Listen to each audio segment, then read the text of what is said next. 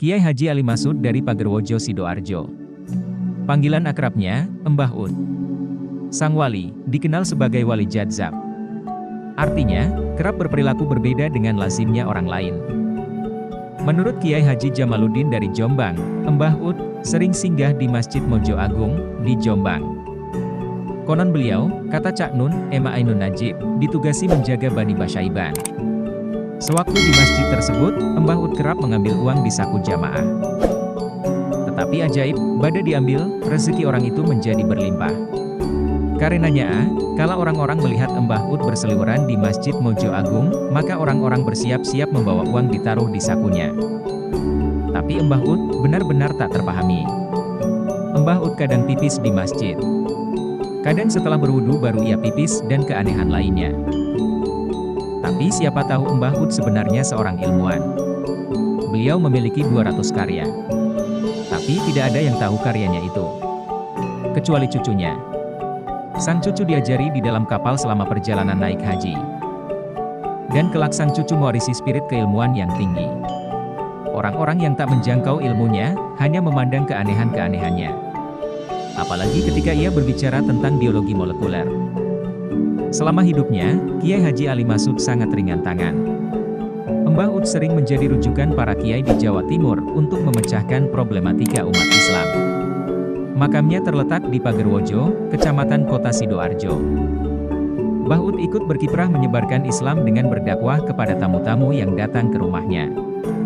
Dia memang tak membangun pesantren, tapi muridnya tersebar di penjuru Jawa dan luar Jawa. Hidayatullah, salah seorang cucu keponakan Mbah Ud menuturkan, kakeknya itu memang tidak mau langsung membuka pesantren. Kalau menyiarkan agama Islam secara langsung tidak, tapi beliau memberi wejangan kepada siapapun tamunya yang datang.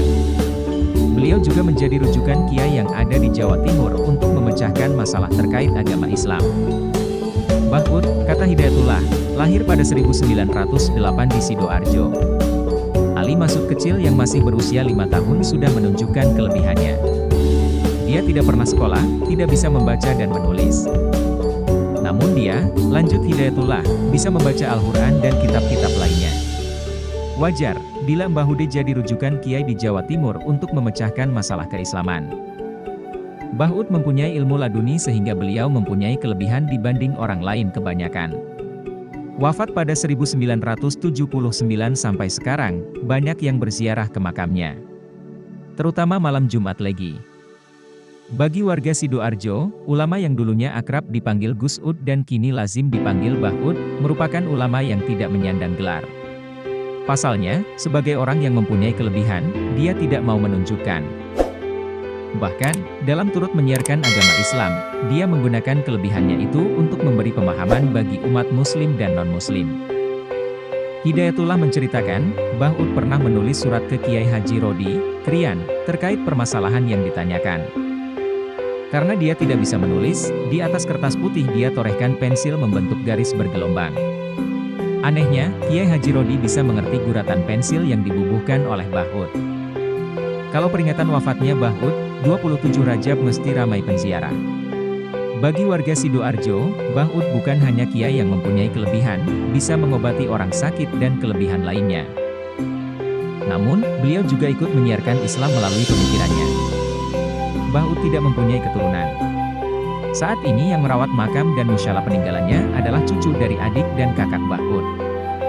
Kisah Mbah Ud ketika kita membicarakan sosok wali yang satu ini nih, pasti kita banyak yang tahu kisah-kisah tentangnya.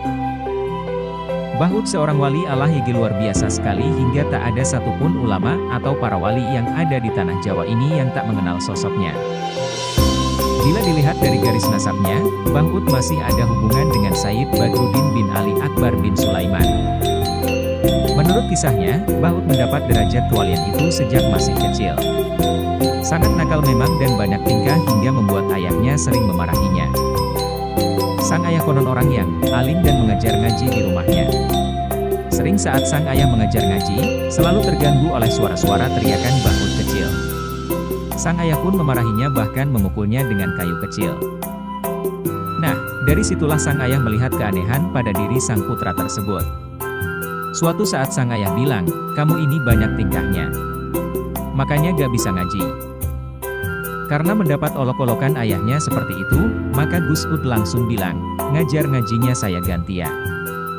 Ayahnya heran dengan ucapan anaknya yang baru berusia 8 tahunan itu. Gus Ud langsung mengambil kitab kuning ayahnya tersebut dan langsung membacanya. Meski kitab itu gundul, gak ada harakatnya, toh Gus Ud kecil itu lancar membacanya. Berikut menjelaskan semua keterangan kitab itu. Subhanallah, ayahnya terbengong heran. Sejak itulah sang ayah membiarkan saja apa yang dilakukan putranya itu. Wallahu alam.